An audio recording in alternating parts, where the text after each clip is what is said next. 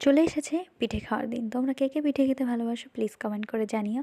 তো প্রথমেই আমি চালগুলোকে নিয়ে এইভাবে মোটরের জল দিয়ে চালগুলোকে ভালো করে 3-4 বার ধুয়ে নেব, কারণ চালের মধ্যে ভীষণ পরিমাণে নোংরা রয়েছে।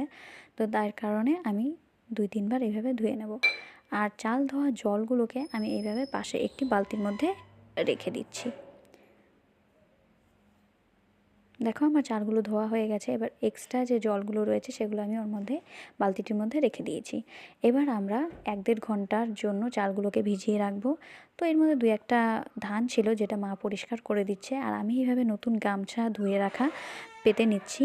পেতে নেওয়া হয়েছে। এবার আমি চালগুলোকে এইভাবে হাতে করে তুলে জলগুলো একটু ঝরে যাওয়ার পর চালগুলোকে এই নতুন গামছার উপরে ছড়িয়ে দিচ্ছি রোদ্দুরের মধ্যে, যাতে চালগুলো তাড়াতাড়ি শুকিয়ে যেতে পারে।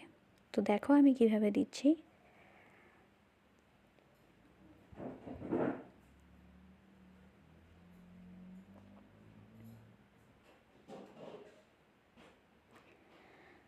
আমার বেশিরভাগ চালটুকুই দিয়ে দিয়েছি আমি।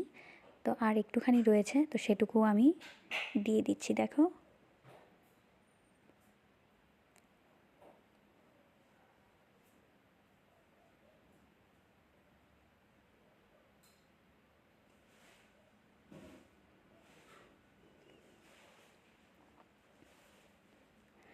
আমার চালগুলোকে দেওয়া কমপ্লিট হয়ে গেছে।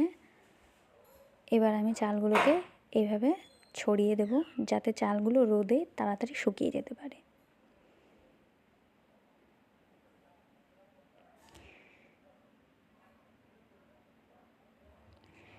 তবে মনে রাখবে চালগুলোকে অবশ্যই রোদে ভালো করে শুকাতে হবে, তাই জন্য এইভাবে ছড়িয়ে নেওয়া হচ্ছে।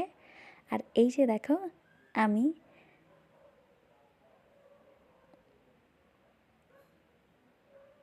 চালগুলোকে আমার ছড়িয়ে দেওয়া হয়ে গেছে। ভিডিওটি কেমন লাগলো প্লিজ কমেন্ট করে জানিও। আর দেখা হচ্ছে আবার নেক্সট ভিডিওতে। বাই।